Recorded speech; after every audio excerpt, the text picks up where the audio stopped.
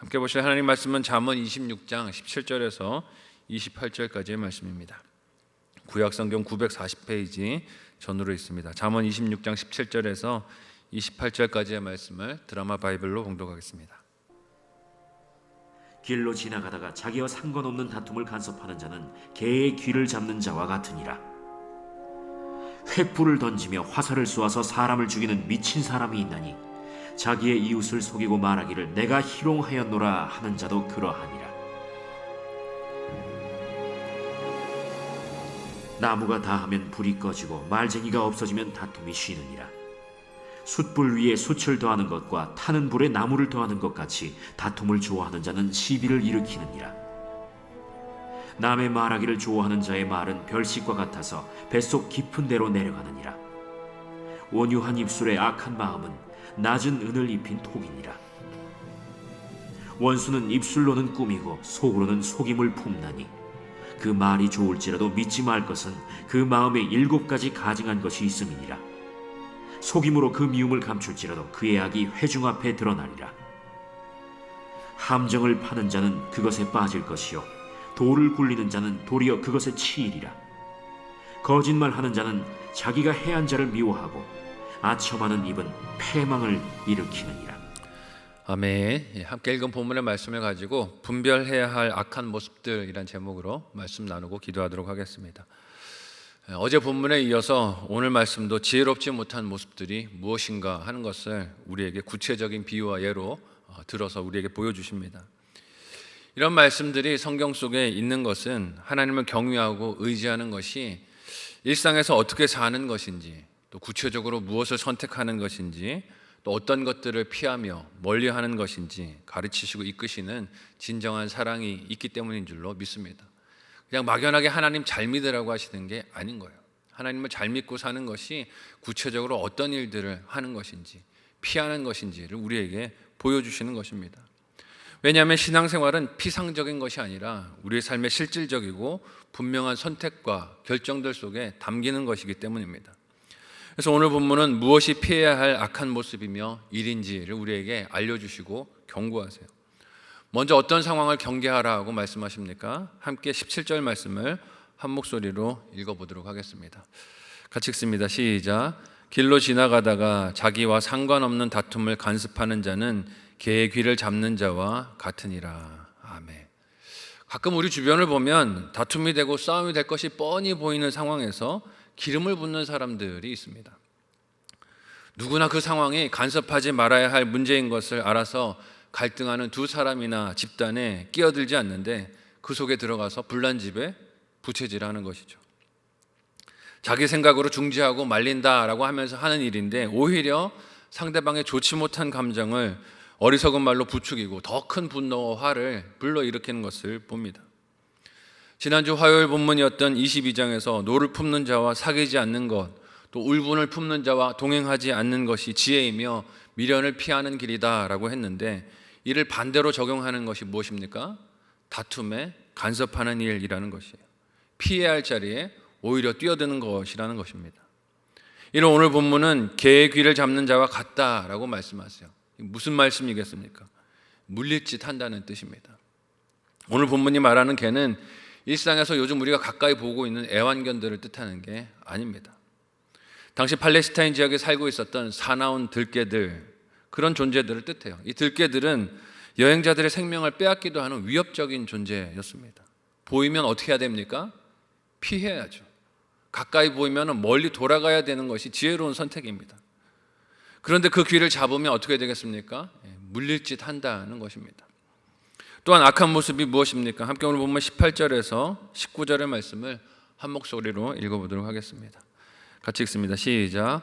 횃불을 던지며 화살을 쏘아서 사람을 죽이는 미친 사람이 있나니 자기의 이웃을 속이고 말하기를 내가 희롱하였노라 하는 자도 그러하니라. 아멘. 요즘 우리 사회 주변에서 자주 보게 되는 모습인 것 같습니다. 읽은 본문에서 횃불과 화살로 사람을 죽이는 미친 자가 있다라고 하는데 이는 모두 다 이웃을 해치는 사람을 뜻해요. 그런데 해치는 이유가 무엇입니까? 이유가 없어요. 자기 감정과 기분 혹은 이익 때문에 모두 다 그렇게 이웃을 해치는 것을 뜻합니다. 많이 들어봤잖아요. 묻지마 살인, 묻지마 방화, 폭행, 절도, 댓글 비방, 유언비어, 모함 같은 것들이 다 이런 일들이라 말할 수 있습니다. 특별히 요즘 사회는 인터넷이 발달되어 있는 사회다 보니 익명성이 보장되는 환경에서 이런 일들을 하는 것이 비일비재한 것을 봅니다. 이런 범죄를 저지르면서도 하는 말들이 오늘 말씀해 보니 무엇이라고 합니까? 내가 희롱했어. 요즘 말로 하면 무슨 뜻입니까? 장난이야. 내가 그냥 장난으로 한 일이야. 뭐 죽으라고 내가 그랬겠어? 그냥 재밌자고 한 말이잖아 라고 그걸 희화화한다는 것입니다. 이러한 죄를 짓는 마음의 특징이 무엇일까요? 타인의 고통에 대해서 감각이 있습니까? 없습니까? 없어요. 타인이 아파하는 것을 전혀 알지 못합니다. 타인의 고통과 괴로움에 대해서 아무런 감각이 없는 상태를 보여줍니다. 그 입장에서 보는 이해력이나 공감력이 전혀 없다는 것입니다. 이것이 왜 문제이고 죄일까요? 하나님께서 자기 형상대로 지으신 사람을 귀하게 여길 줄 모르기 때문입니다. 농담이었어, 장난이야 이렇게 말하면 끝난다라고 착각하는 것이죠. 교만인 것입니다. 자기의 감정과 기분만을 생각하는 이기심을 따르는 일이 이런 죄들이기 때문입니다.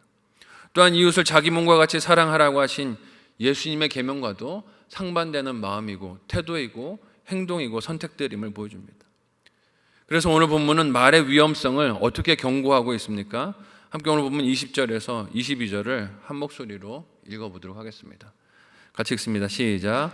나무가 다하면 불이 꺼지고 말쟁이가 없어지면 다툼이 쉬느니라. 숯불 위에 숯을 더하는 것과 타는 불에 나무를 더하는 것 같이 다툼을 좋아하는 자는 시비를 일으키느니라. 남의 말 하기를 좋아하는 자의 말은 별식과 같아서 뱃속 깊은 데로 내려가느니라. 아멘. 사람이 가진 능력 중에서 분명 말하는 것은 중요한 요소입니다. 짐승과 구별되게 하는 게 사람이 언어로 말할 수 있는, 커뮤니케이션 할 수 있는 능력 아닙니까? 그렇지만 그 말이 사람의 관계 연합과 이해만을 이끄는 것이 아니라 다툼과 분열도 이끄는 양날의 검과 같음을 우리에게 보여줍니다. 죄에 쉽게 이끌리는 사람의 본성은 이 말을 어떤 용도로 씁니까? 화합과 이해와 하나됨이 아니라 분열로 쓰는 거예요. 연합과 이해됨보다도 다툼의 용도로 이 말들을 많이 씁니다. 그래서 사람이 많이 모인 자리에서 없는 사람을 헐뜯고 이간질하는 것 많이 만들어지지 않습니까? 여러 사람이 모여서 대화 나누고 있는데 그 자리를 피할 때 마음이 또 서늘합니다. 내가 없으면 무슨 말을 할까 싶은 생각이 들지 않습니까? 아이러니한 것은 그런 말들이 재미있다는 것이에요. 이를 오늘 본문은 마치 땔감으로 쓰는 나무가 닿으면 불이 꺼지는 것처럼 말쟁이가 없어지면 다툼이 쉰다라고 하기도 합니다. 여기에 쓰이는 말쟁이는 비방하는 사람, 나쁜 소문을 퍼뜨리는 사람, 모함하는 사람을 뜻합니다. 근데 이런 사람이 대화에 끼어들면 사실 어떻습니까? 재미있습니다. 누가 들어와서 남의 비방하면 그것처럼 재미있는 이야기가 없어요. 그렇지만 그 즐거움은 결국 다툼과 분쟁을 일으키고 마음에 좋지 못한 감정을 일으키고 모임 공동체 안에 분열을 일으키는 이유가 된다는 것입니다. 앞서 읽은 말씀처럼 개의 귀를 잡는 것과 같은 미련한 길로 가르는 것입니다. 그럼에도 이런 말쟁이와 어울리는 것이 22절 말씀은 어떻다고 합니까? 마치 별식과도 같다라고 그래요. 맛있다는 거예요. 재밌고 남의 욕하는 것처럼 즐거운 일이 어디 있겠습니까? 흥미롭기도 하고 재미도 있습니다. 그 말이 뱃속 깊은 곳으로 내려간다라고 하는데 이게 무슨 뜻일까요? 남을 험담하고 조롱하는 그 말이 즐겁게 보여도 실제로는 자기 영혼을 피폐하게 만든다는 것입니다. 당장은 재밌어 보이고 유익이 된 것 같아도 실제로는 내 영혼에 하등 도움이 될 것이 없다는 것이에요. 우리가 살면서 말을 하지 않거나 듣지 않고 살 수 없는데 어떻게 가치 있는 말을 우리가 분별하고 살 수 있을까요? 함께 23절에서 마지막 28절까지의 말씀을 같이 한 목소리로 읽어보도록 하겠습니다. 같이 읽습니다. 시작. 온유한 입술에 악한 마음은 낮은 은을 입힌 톡이니라. 원수는 입술로는 꾸미고 속으로는 속임을 품나니 그 말이 좋을지라도 믿지 말 것은 그 마음에 7가지 가증한 것이 있음이니라. 속임으로 그 미움을 감출지라도 그의 악이 회중 앞에 드러나리라. 함정을 파는 자는 그것에 빠질 것이요 돌을 굴리는 자는 도리어 그것에 치이리라. 거짓말하는 자는 자기가 해한 자를 미워하고 아첨하는 입은 패망을 일으키느니라. 아멘. 우리가 분별해야 하는 말들은 표면적으로 드러나는 말만이 아니라고 하십니다. 왜냐하면 외부적으로 드러나는 말과 달리 앞과 뒤가 다른 말도 많이 있기 때문입니다. 칭찬한다고 칭찬이 아니라는 것이에요. 보이는 자리에서는 온유한 척, 겸손한 척, 순종하는 척 말을 하지만 실상은 악한 마음을 품은 위선과 외식의 말도 있다고 하십니다. 작정하고 속이라고 달려들면 어떻게 그 거짓말을 알아차릴 수가 있겠습니까? 하지만 오늘 본문은 그렇게 입술은 온유해도 그 속이 악한 마음은 낮은 은을 입힌 토기와도 같다라고 말씀하세요. 여기서 낮은 은을 입혔다는 것은 진으로 만든 토기 위에 반짝이는 표면 처리를 한 도자기와 같다는 뜻입니다. 겉으로 볼 때는 반짝거리지만 실상은 무엇이란 것입니까? 천하고 볼품없다 하는 것이에요. 실제로는 그렇지 않다는 것입니다. 화려한 언변이나 지나치게 좋아 보이는 말은 그 의도와 내면을 곱씹어 돌아볼 필요가 있다는 것이요. 지나치게 누가 나를 찾아와서 칭찬을 많이 하면 뭘 경계해야 합니까? 나에게서 뭘 빼먹으려고 그러나 이걸 경계해야 돼요. 순수한 마음으로 나를 칭찬하고 좋게 여기는 사람이 세상에 사람의 본성에는 없다 하는 것입니다. 그래서 오늘 본문은 무엇을 말합니까? 좋은 말, 듣기 부드러운 말, 화려한 말에 속지 말고 속임수로서 감추는 것이 있지 않은지 주의해서 분별하라고 합니다. 결국에는 남을 미워하며 마음에 담아둔 악이 회중 앞에서 다 드러난다라고 하세요. 내가 듣기에 좋은 말을 지나치게 하는 사람은 어떻게 해야 되는 것입니까? 좀 두고 봐야 되는 거예요. 지켜보고 기다려야 하는 것입니다.